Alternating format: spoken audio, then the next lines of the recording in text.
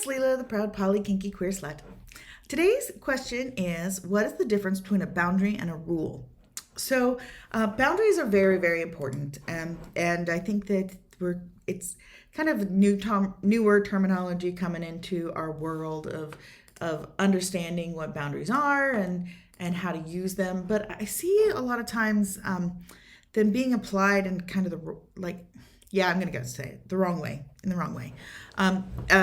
Where what people are doing is actually making rules and not boundaries. So I want to talk about the difference. So a rule is a condition you set for somebody else that then you try to enforce. So for example, you might have a rule for your children that they're not allowed to cross the street by themselves. And then if they do cross the street by themselves, they get punished for that that needs to be enforced. That rule needs to be enforced. A boundary is different. A boundary is a decision you make for yourself, and the way that you enforce that is with your own actions. So I'm going to give some practical examples here. So for example, I might have a boundary that is that I do not want people to tell me how to dress. Like, I will not have people telling me how I present myself to other people. Now, that means that so somebody violates that boundary. So let's say somebody says, you know what, I really hate that shirt. I wish you wouldn't wear that anymore. I then maintain that boundary by saying, you do not have the authority to tell me that. It's a boundary for me that I do not accept that kind of criticism and feedback. So I'm going to ignore what you just said. And then if they persist, I might need to escalate my boundary in terms of choosing not to spend my time in the presence of that person. I am not telling them, you may not say those things to people ever again. I am saying, I do not want that in my life. So I'm going to make that choice. So, in my life, a lot of times the people I've cut from my life are because of boundary violations. So a poignant example from my life was that my father was an abusive person.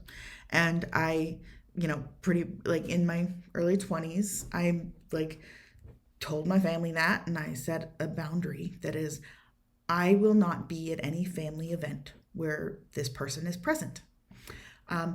And then I would show up at a family event and the family members would tell me, oh, by the way, he's on his way. So they did not respect my boundary. So I left. And when that happened repeatedly, I said, you know what? You cannot respect my boundary. So I am going to not be interacting with you anymore. That's a boundary. A rule would have been, he can't come to these events anymore. And then when they did invite him, somehow punishing them, saying, you are a horrible person because you did this. Or, one of the problems with rules, the big problem with rules, is that our ability to force them is limited. We can only enforce to the degree that we have control. Right. So, it may be pretty simple when you've got a kid that's not supposed to eat candy and they got into the cookie jar and you can punish them. But, you can give them a timeout for sneaking the cookie. But most of the time, we don't have that kind of power over other people. We don't have the ability to really enforce rules. Take this a romantic relationship or a friendship. Generally the power dynamic of those relationships is not one where one person has a strong power dynamic over the other.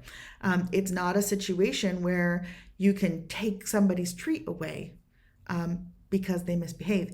And frankly, if that is the dynamic, that has certain challenges. And I'm just going to say it, unless you're actually negotiating this as a kinky thing, I think there are problems with that kind of dynamic because you're conceding your personal autonomy to somebody else if you're giving them the power to punish you.